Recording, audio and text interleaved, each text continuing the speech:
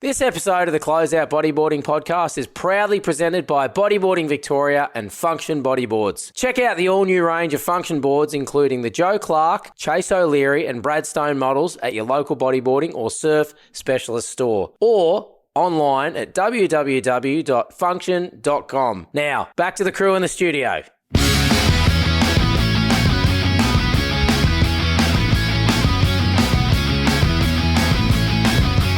Welcome back to the Closeout Bodyboarding podcast, an audio experience where a few good mates sit around, chew the fat about all things bodyboarding. I'm one of your hosts, probably the most, Betty O'Born. Turn it up.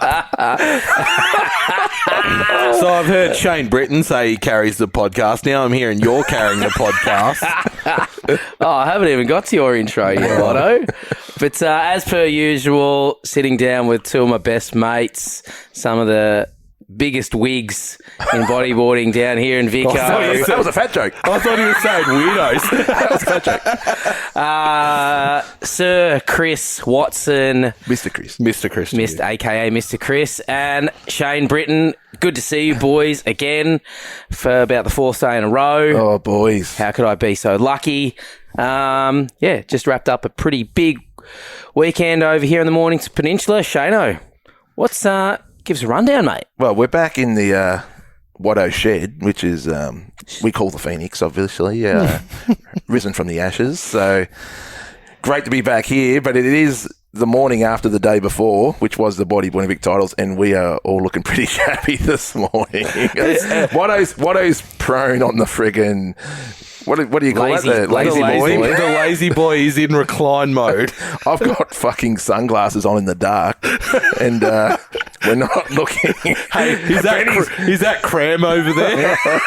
But you know the thing is, again, we're all burnt out, but it's not from having a big night. Like, it was just a big day at the beach. A long day, yeah. When you spend 10 to 12 hours at the beach non-stop, it drains the life out of you. Obviously, I didn't surf yesterday, but you guys did. How many heats do you both do? I surf 4. 4? I don't know, 4, maybe 5. Yeah, that's actually quite low numbers for you, Watto. Yeah, I'm in retirement. Fantastic day though. Gunnermatta Back Beach, turned it on. We actually had pumping waves pretty much the whole day.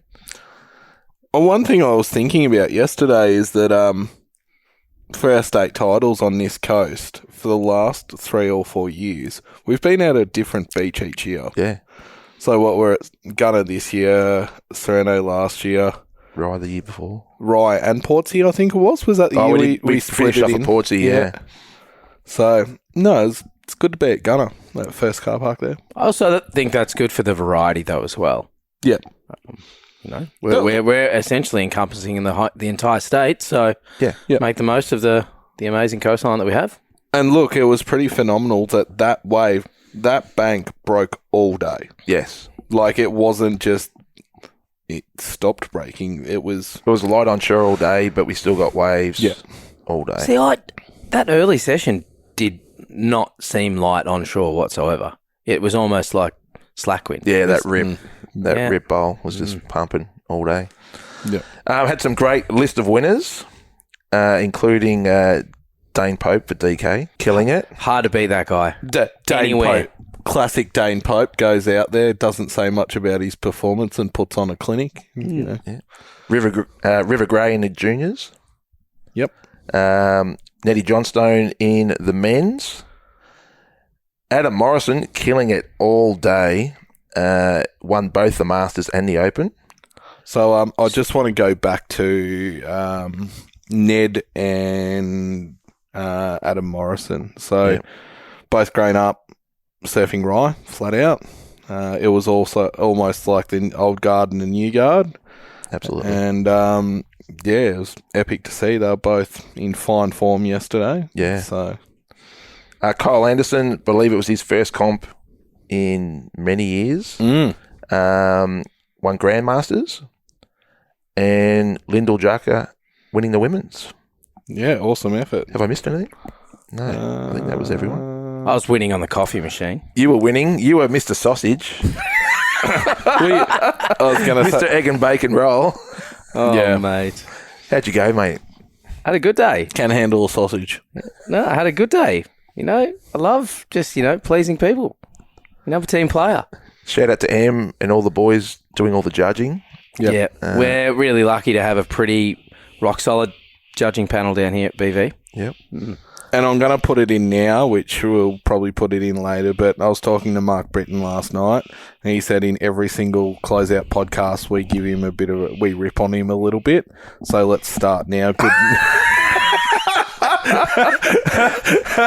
I didn't come with a preconceived joke. But, no, Mark, poor Mark with his Achilles in the moon boot, he was judging, and he said to me he got a lot out of judging, and him and I were talking about it yesterday that Live Heat's posted a blog about how to improve your surfing, and they said by sitting in the judge's tent because you see it from a different perspective. And Mark said to me after yesterday, I looked at it from a different perspective as a competitor now. He's like, there's things I will probably change about how I surf in the future. Yeah, right. So, yeah, great to see him in the judge's tent and supporting, and thanks very much. What were your highlights? Oh, look, I always just love, the whole atmosphere of state titles and everyone, hanging out and catching up and talking and getting excited over good waves and all the hoots and hollers. I like Adam Morrison had a few there that were He was killing it. getting some crowd attention. This is the job the committee did. Amazing job. The other one, this is a really weird highlight, but big thanks to everyone that just jumped in and helped pack up. Yeah. That makes a big difference, and we're able to pack up, get everything wrapped up, and no one left any rubbish on the beach. Massive highlight for me, and leave it as it was, or if not in a better condition. And yeah, but great to see some new faces, see some old faces. Like there was some crew that I don't think we've seen in any events in Victoria before, and they were surfing really well. There's some amazing surfing yesterday. Highlights for you, Benny? Good weather, good waves, good company, really loud hooter system. You were handling hooters all day. Yeah, little bit of a backstory there. So Benny rolls up on Friday with the contraption, and we had to fix it. That he inherited from Queensland? Yep. Kindly donated by a very, very good friend of mine, Mick Parkhill, Yes, mate. Yeah, it was. Yeah. Just shout out to Parkhill, and so we've Happy 53rd Third. I've been birthday. taking a piss Last out of him week. saying 54, but he's Yeah, he's actually pretty close. 52. Yeah. he's getting close to getting the seniors card, eh? Parkhill. I think he got one. Oh, did he? Yeah. Dodgily. Yeah. Everything with him's dodgily. On the nose. Yeah. Yeah. But we recontextualised the horn a little bit. I think there's room for improvement, Benny. I think we can. I reckon we can add more. Well, considering you and I in the testing phases, having that thing about 2 foot from our ears hasn't done us the world of good. I think we can make it louder, and when we test it, actually wear some hearing protection. I mean, the next step up from this, mate, is just to enforce the WSL rule onto all of our athletes and make them wear Apple Watches. Jesus. Yeah, well, we've definitely got the budget for that. Not at all. Oh, look, I dare say there's a bunch of people. Sponsorship, I'm sure. Well, Apple there's a bunch come of on people board. that work at Apple that would definitely chime into our potty. So, lads, put it back to the board and, shoot us an email. I was going to say, I believe Live Heats, I don't know when it's going live, but they were going to have an app for the Apple Watch so you could see all your stuff. Oh, really? That's sick. I don't know about that. Yeah. Well, it's good at high-end level. It's kind of the guess. I guess they're reading out scores and that, but I don't know. I've got to say the highlights for me was seeing a lot of the young blokes down here. River Gray. Yep. Xander Harbour. Yep. Ned Johnstone. Lucas absolutely, Blyford. Yeah, absolutely killing it. Ned in particular. Yep. He's overcome quite a few things in his life, mainly his father dropping in on him every session he has, and just screaming at him, "Party wave!" Blair Johnstone, I don't think it's appropriate. You can't just get away with it if you scream "party wave" by dropping in on people. It's kind of not how it works. Yeah, but no, it was a great day. Yeah, good times. And then our next event is Warrnambool. So 6 weeks away. Yep. Back down to the southwest coast, Logan's Beach. If all things pan out, we'll be greeted with another beautiful big swell down there as well. Yeah. It'll be great. Be good.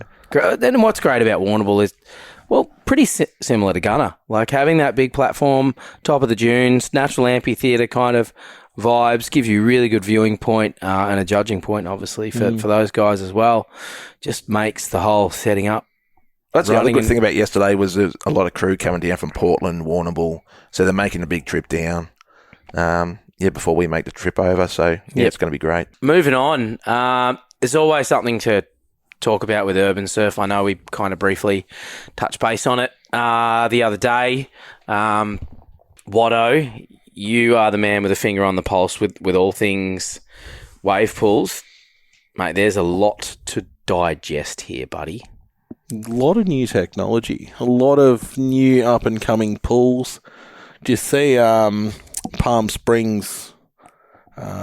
See the clips come out from Palm Springs? It started, but that shut within 3 days or something, didn't it? Yeah, broke. Yeah, right. What technology is that? I'm going to get this wrong. I think it's SurfLock. Yeah. Right. Off the top of my head. But some of the clips looked pretty cool from that. Different sort of setup. Pretty cool. The other one, we saw Kelly's new pool in Abu Dhabi. I don't know if we've talked about this on the potty yet. It looks like Lemoore. Yeah. That end. That's it.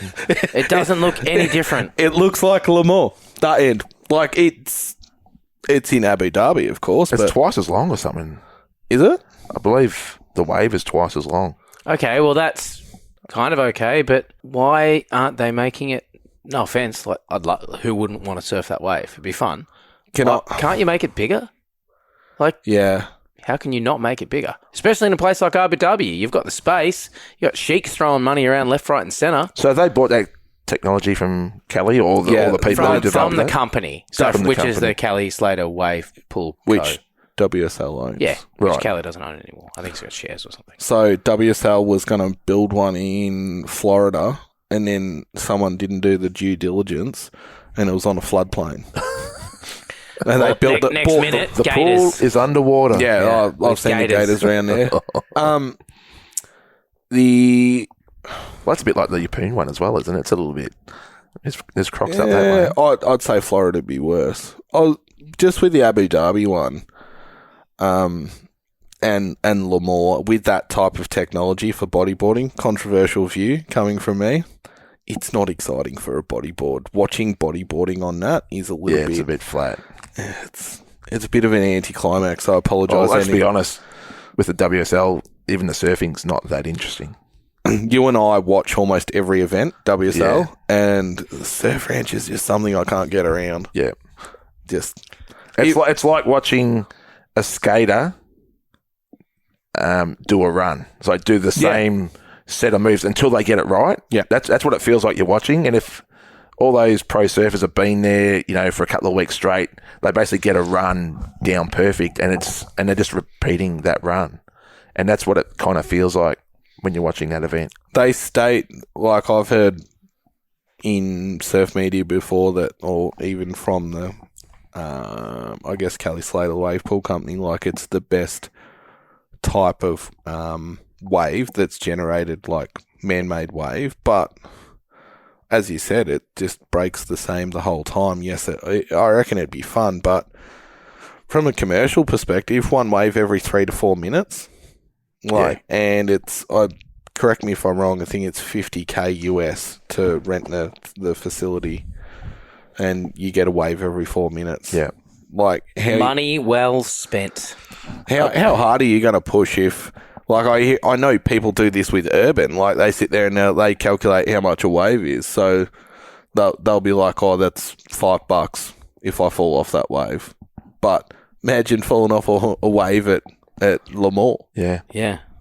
No, a good mate of mine from down here, he got invited on a trip there to Kelly's. Yep, that's right. Yep. One of his best mates from high school's an heir to the pharmaceutical empire thing, so he got paid out of that, and he's gone over, and but they're calculating, I think it's $7,000 a wave or something. Yeah, you're not. Sorry, can't justify it. No, that's crazy. Even if I've got that money, can't justify that. Yeah. Yeah. Imagine how many waves you could get in, say, Samoa or Tahiti or Maldives for $7,000. No. Imagine choppers you could hire. Imagine how many Nomad. We could buy a couple more Sea-Doos. Yeah. That's right. Yeah. How Well, about Surf Lakes? What's going on there? Surf Lakes, very interesting. I drove past Surf Lakes probably 2 months ago. Yep. Was it going? Was it raining? Is there water in it? No, no water I saw, but it was hard to see. A couple of cows out in the paddock next to it, but I changed job roles, and now I spend a bit of time up that way, and it didn't seem like much. And then I saw the investor presentation just recently. They're going for a funding raise, I believe, on their site, and so they're going to turn it into, I guess the business case around it was they were going to have like resort style there. That's what they want to end up having in Yeppoon. So they figure there's a whole heap of people paying money to go to Indo, Samoa, Maldives, all those sorts of places, and they can have a resort there. They can bus people out the Great Barrier Reef. They can do that. They can surf, which... Wrap it into an entire tourism kind of market. Yeah. So then their stage one, they're going to have glamping and mobile retreats or caravans, surf sessions a day, which one thing I found very interesting about this presentation was 4 surf sessions a day, you get 40 waves. How long do you reckon a session is? An hour? 10 waves an hour? It'd have to be. So put it into perspective. It's not really... Put it in perspective, right? At Urban, you can have, with the Wave Garden tech, I reckon I've averaged 15 waves a session every session, like across the whole time I've surfed out there. My records, I reckon I've caught 28 waves or 29 waves in one session, and probably the lowest is 11, but yeah. We're keeping you up, Benny. Yeah, mate. Just tired of hearing about you at the wave pool, to be honest. When was the last time I surfed the wave pool? Didn't you get one session in like a couple of weeks ago? Yeah, I haven't. I reckon in the last... Actually, I can tell you, in the last 4 months, I've surfed there 3 times. You'll be back this Wednesday, though, I think, correct? I might try and surf this week. Yeah. But they're going to refurbish the machine out at Surf Lakes as well. Because But see, is that not done yet? No. So, there's been a few questions about it. There's been some chatter online that they're done. Well, they moved their structure to the US. Yeah, so they're pretty much saying, and there's certainly whispers in the community up there that it's over. The dream's over.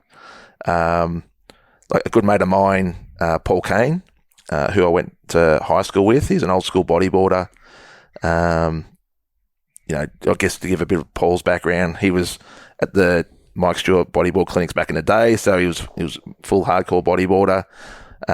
Left school, got into job at mechanics at Subaru. Mm-hmm. Ended up working his way up. Ended up being Possum Bourne's mechanic on Possum Bourne's team, and was good mates with Possum. And then Possum unfortunately passed away from a car accident. Then went on to Jason Bright's Ford Rally team, and was head mechanic on. I don't think he was head mechanic. I think he was team manager for Michael Guest, who's pretty well known in fishing circles and got a TV show and all that sort of stuff. He's been out there heaps of times. Mm-hmm. He was one of the initial investors, put $5,000 in, like way back. A lot of his mates have put 20, 50 grand in as investors way back as well. Yeah, so there's a fair bit of money already gone into it from the local community up there. he said, a lot of the builders and all that, the concreters of the floor, the welders for all the machinery in up there have all done everything at like 50% off cut price rates in order to help the community get off the ground for the initial stages. Yeah, but you know what happens when you pay half price rates? Well, that's what's happened. Like, it's not the people's work or anything like that, but it was never, it was meant to be a proof of concept facility. Was never meant to be commercial. But now they're talking about, it was pitched, I think 2 years ago that, bang, we're going to do this massive thing and, refurbish the whole lot and make it this resort. They've got approval from council to do that, but that's all they've got is approval.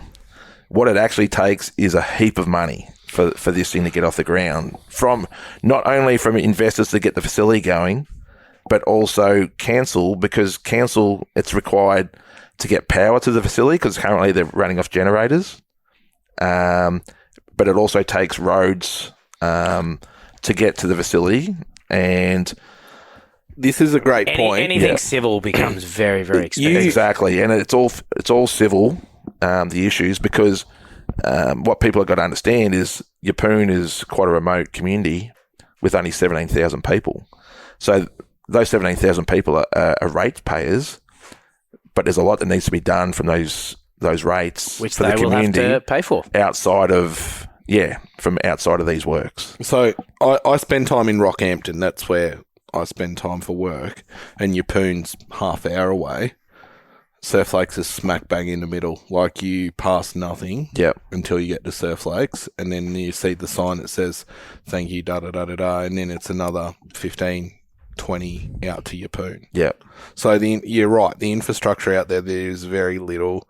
And being that these man-made waves, or, these synthetic waves, or whatever you want to call them, they all take a lot of resources, whether it be electricity, whether it be compressed air, or whatever it may be. But you look at you said for funding, like round one funding for them, which was completed, which was $1 million. Yep. Quarter of 23. And that was to investigate, to scope the refurbishment, concept design, marketing, business case, site prep, stick raking and all the rest of it. Round two is 1.3 million, which is this quarter, which is to help raise round three capital, launch campaign, detailed design, construction tender, insurances, legal fees, permits, professional services, consultant and advisor costs, team travel, contingencies. And then round three, which is next quarter, they're looking at a share price of possibly $2, and they're after 55 mil. And so that's set up a development team and operating company, build the infrastructure, upgrade of operational.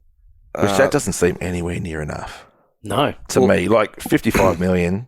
I think Urban, they budgeted 25, and I think it cost them 65. Yeah, but Urban's a completely different facility. It's not in the middle of nowhere. It's on a block of land in suburbia. Yeah. Yep. And you've got, infrastructure's already, everything's there. Yeah. How Urban won as well is that the water is harvested off the runway through the desal plant, and it's tapped in from the airport. Right. The same thing. The power infrastructure's already there. Everything's already there, how to get it. But also, 55 million for a facility in the middle of the outback seems nowhere near enough. No. So, I don't know. I think they'll need more money. Just one other point I want to bring up as well, reading this business case. Their business case simplified. They want to sell 27,000 nights a year, which is less than the 50% utilisation of the lake. They're aiming for 13,500 people, so they're aiming that people spend 2 nights there.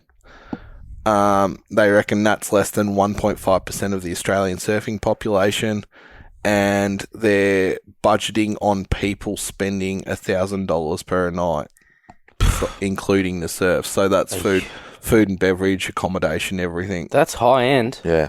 That's considering a lot of money. You got to draw people there first, and Yeah. So, I've got one thing I want to run past you, just mainly because you worked in mining and all that sort of stuff, and my mate Paul now works in mining as well.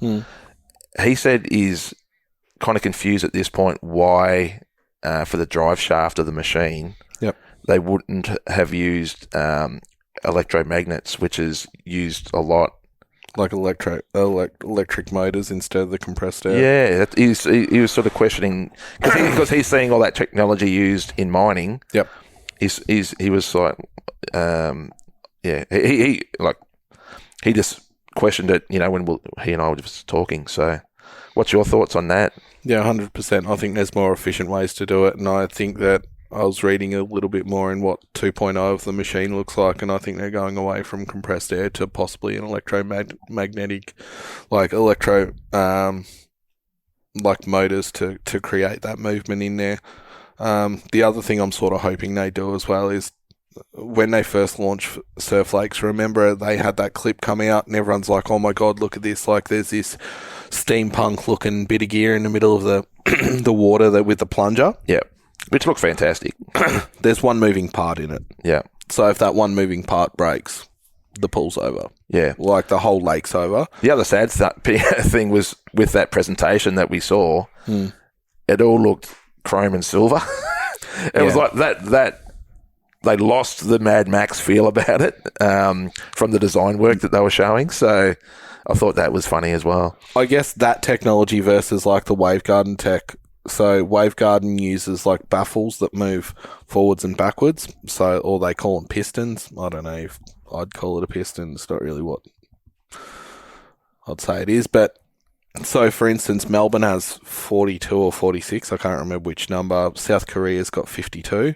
If one of them's broken, they can continue to run the pool. Yeah. If two of them are down and they run on electric motors that pretty much move it sideways to get the wave profile, and then it hits the bottom contours, and then that's how the wave happens with more force or less force or whatever it may be. So, look, we're venturing into a space that has, like, this industry's gone a long way in a very short amount of time.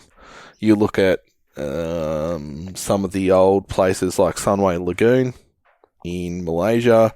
You look at what was for its time was mind blowing. Yeah. Wadi Wadi, the one that Lackey surfed in Dubai. Yep, I've surfed as well.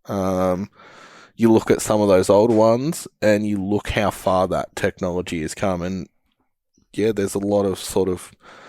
The one in Dubai is very similar to the California one, though, isn't it? It's there's two in Dubai. So there's the Wadi Wadi. I think they're actually both called Wadi Wadi. Adventure. Well, there's Adventure Park, and then there's another one. So there's another one like 50k south, which is the one that Lackey would have surfed, which is an actual wave coming in. Yep.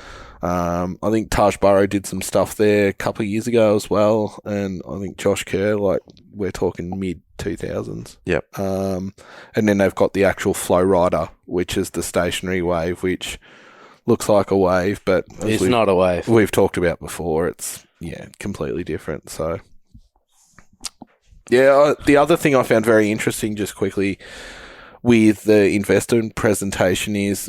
To get around the requirements of the power they need, they're going to put gensets, like diesel generator sets out there. Jesus. Yep. It's good for my shares, but yeah. Look, I think there's ways and means. They've got a lot of issues really to get it. Yeah, and look, everyone's going to ask. The first thing that people are, a lot of the discussion I've seen about pools over the years is it sustainable? Are they doing it in a way that supports the environment? Like, are they using renewables? Where's the water coming from? All those sorts of questions.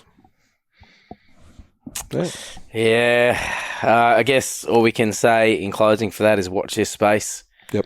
I think it's going to be pretty interesting. So to close this one out, folks, as we always try to do, is just have a bit of a positive chat about something. Today we've decided to talk about what kind of bargains. So good bargains that we've kind of picked up in our life, whether it's on Marketplace, eBay, Gumtree, your next door neighbour, maybe one of those little side street So cleanups. bodyboarding related or surfing No, related? it can be or? anything. Can be anything, I reckon. Yep. But, I think my most recent one's definitely bodyboarding related, but I'm going to start with you, Chris. I don't own many vintage boards. I've got a pretty controversial view on Dowcors, and I'm not a big fan of them, or RSL for that matter. But there's a couple of vintage boards that... There's three above our head right now. There is. There's a rear Pipo Ben Holland. Yep, that one goes back to one of the first boards I had, and that's actually in my size, and I rode it recently, and it's like a piece of... Maury Mike Stewart. Yep. Pro Comp 40-inch. Mate, there's a launch vehicle and a Rio Termite. Yep. So I swear he just said he doesn't have any vintage boards. No, well, I don't collect them. Like, I don't have 7,000. You had more, but most went up with the Phoenix. Yeah, that's true.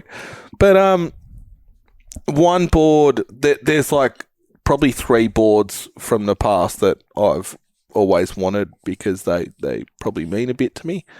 And I picked up a Mike Stewart E2. I'm a big fan of the Mike Stewarts from when he first started Science. And I think that the launch vehicle, the idea was great in theory. And it was around the time that Mattel took over Moray, and there was a lot of design features I don't think ended up making it in there. And then I reckon it was a year later, Mike starts his own company, and then the E2 comes out. And the E2 is probably still very relevant now, like a polypro core, twin carbon fibre stringers, bat tail, or delta tail, whatever they call it, nose bulbs, like all the rest of it. Good deck contours. Yeah, great deck contours. And I picked one up off Marketplace, and a guy was selling it. He was in WA, and there was offers over a certain amount, and I saw it, and it was in mint condition. And he's like, must be picked up. And I'm like, it's in WA. The old chestnut. One of my colleagues was coming over the next day from Perth. And I rang Paul and I said, how far is this place from your place? And he's like, 5 minutes. I said, perfect. I'll transfer you the money. This bloke just needed money who was selling the board. So, yeah, I got it. Like, this thing's mint condition. I think I paid $250 for it. In a board bag, in an LE board bag, and Paul brought it over the next day. and my boss at the time's like, is this another board? And because I got to the point where a couple of my surfboards I was getting shipped to work, so they just flew under the radar, if you get my drift. Yep. And yeah. Benny knows that chest. Yeah. So, Luckily she doesn't listen to this podcast. Mate, I have multiple depots. yeah. Multiple. Yep. So, look, we've all been there. We've all taken one for the boys. I've had several other of my friends ring up and say, "Can I have something sent to your house?" What happened Thursday, by the way? You were supposed to go and pick up a camera for me. You never told me where to go. You never called me to tell me what time you were available. I like the way that you send me on weird goose chases, which leads me into the next thing. What did you buy off Marketplace that was a bargain? Are you leading to something in particular? Yeah, because I think that you did all right. I had to pick it up. The Ewan. The E1 Dodgy. Oh my gosh! I'm not going to talk about the sleeping bag you made me pick up. used from Frankston. What sidewalk was that picked up off? He's like, can you pick up a sleeping bag for me? I'm like, where is it? And he's like, here's the address. I'm like, ooh. Good sleeping bag. Yeah. 2 months ago, he made me pick up a cricket bat. Yeah. Is this near you, Shane? Oh, it's a little bit. Yeah. No, like I said, I've got many depots and I've got many couriers running my errands. It's a big empire you're building. I like Chris. I also was a big fan of those early Science boards, but I'm an even bigger fan of a lot of the boards that came out of your catalogue over the years, Shano, and in particular a couple of boards that belong to particular team riders. that just for a long time I've just really, really struggled to find them. There's two. One I'm yet to find, and I'm happy to put that out there on the public platform now. If anyone's got a Custom X Simon Ormerod PP in a 4175, particularly the blue deck, hit me up. I'll pay a good price. Message Social Shane through Messenger. Yeah, we'll do a deal. But the other one, which, it just evaded me for a long time, was Custom X Ewan. And, absolute bargain. Did you have either of those back in the day? No, I didn't. Do you know why? Because Mick was kind of pushing me onto other boards at the time. I was doing... Come on, Parkhill. Yeah. Shout out Parkhill. Yeah, shout out Parkhill. I was a team player, mate. Team player. But, found one on Marketplace... kind of around these regions, essentially on the drive home for Watto.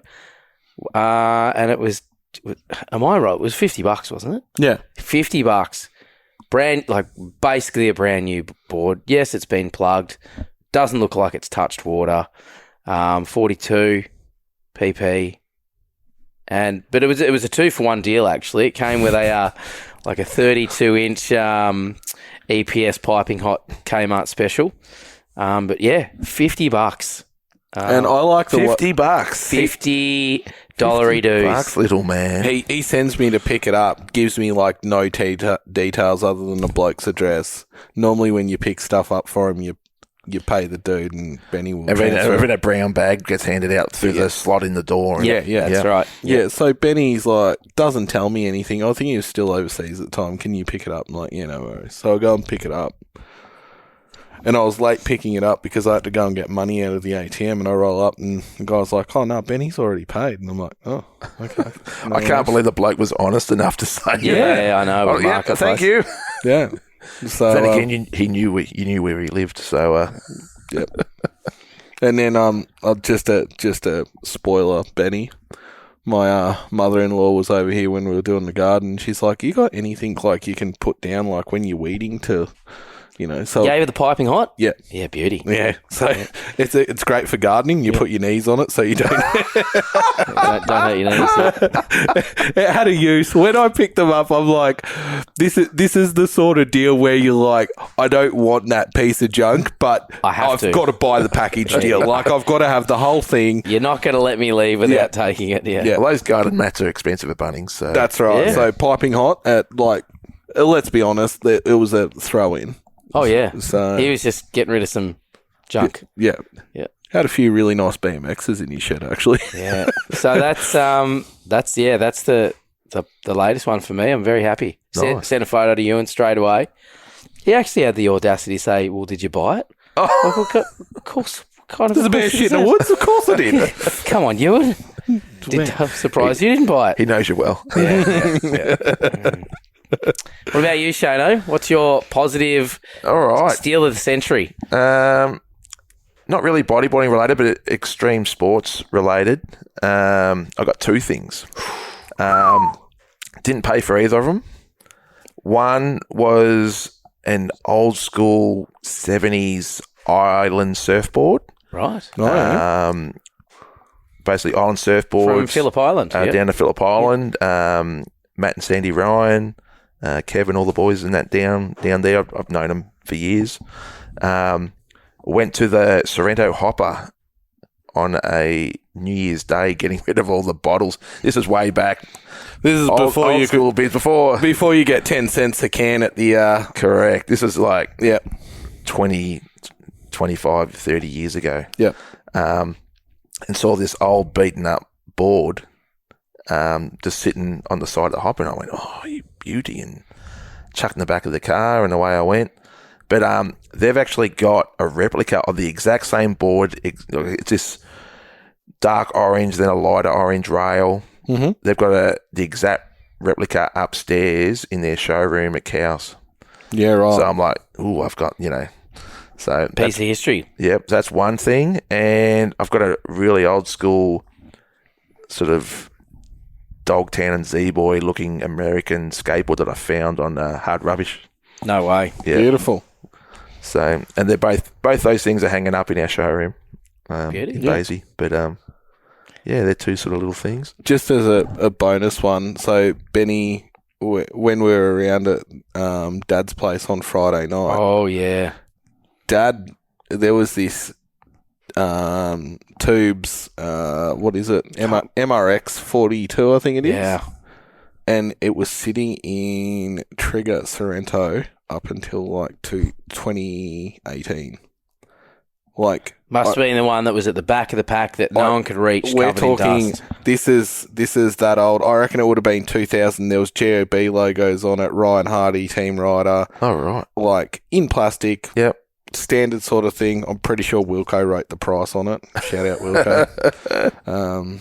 I don't know how many podcasts Wilco listens to, but anyway. And Dad goes to. Dad had the cheek to walk up to, I think Simon. Simon was still there at that time. And he's like, look at this thing. Look how old it is. I'm not paying $250 for it. And they came to agreement. I don't know what he paid for it, but it's in Dad's shed, in plastic, with the trigger, like, price tag on it.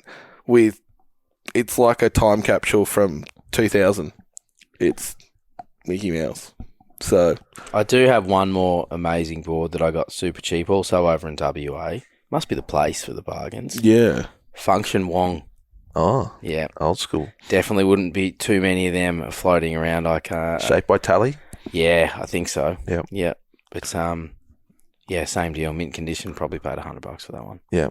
what I found just quickly is that if you want to buy something, look for locations that are really hard to transport out of. Yep. That's where you get your bargains. Absolutely. Yep. Absolutely. All right, guys. Well, what do you reckon? We wrap it up? Yep, sounds good. Bloody amazing weekend. Good to be in Mr. Chris needs a little kip in that recliner. I'm going to go full recline. Excuse me while I kiss the sky.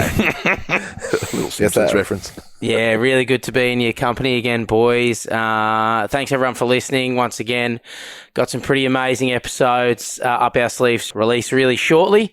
And with a big year ahead. So once again, big shout out to Sammy, to MJ, to Rob Porteous, to all the guys behind the scenes that make this possible, and to all our listeners. So thank you and stay tuned. Cheers, guys. Cheers. Bye.